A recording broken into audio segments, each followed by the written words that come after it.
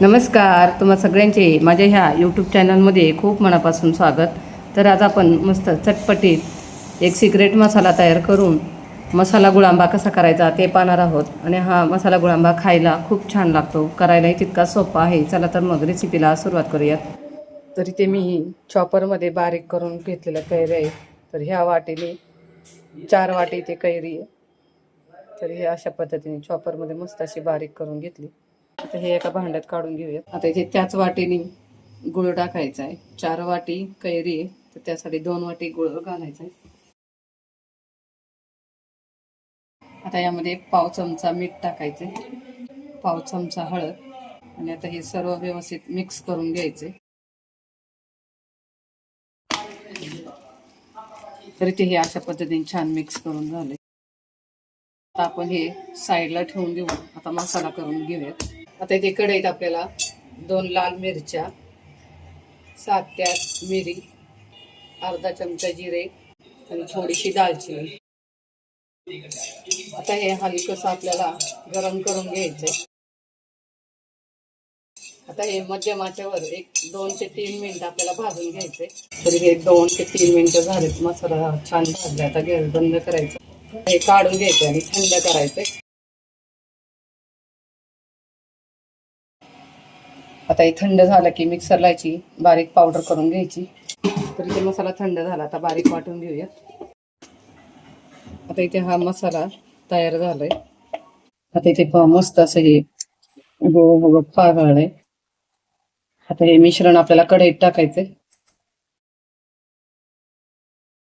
आता गॅसची फ्लेम फुल ठेवून हा पूर्ण गुळ विरघळेपर्यंत आपल्याला हे सतत हलवत राहायचंय. तर इथे गूळ पूर्णपणे विरघळला आहे. आता यामध्ये आपल्याला 4 ते 5 लवंग टाकायच्यात. या लवंग मिक्स करून यावर झाकण ठेवायचं आणि गॅस स्लो ठेवून आपल्याला हे 15 ते 20 मिनटं शिजवून घ्यायचं आहे. तर अधूनमधून 1 ते 2 वेळा हे मिक्स करून शिजवून घ्यायचं आहे, नाहीतर हे खाली करपू शकतं. तरी पाहू शकता एक अर्धा तास झालेला आहे. अर्ध्या तासानंतर मस्त असा हा गुळांबा छान असा शिजलेला आहे. आता यामध्ये तयार केलेला मसाला टाकायचा आहे. 1 चमचा बेडगी मिरची पावडर टाकायची आणि आता व्यवस्थित मिक्स करून घ्यायचं आहे.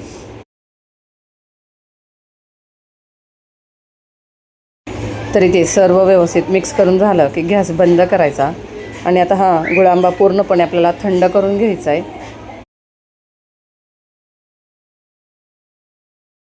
आंबट गोड चटणी तयार झाली. मस्त ही चपातीला वगैरे लावून आपण खाऊ शकतो.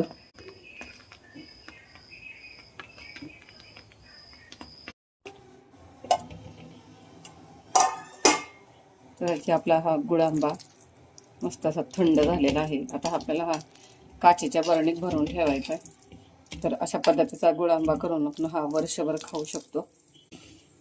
तरी ती मी काचेची बरणी घेतली, स्वच्छ धुवून पूर्णपणे कोरडी करायची. आणि आता हा थंड झालेला गुळांबा आपल्याला ह्या बरणीत भरून ठेवायचा आहे.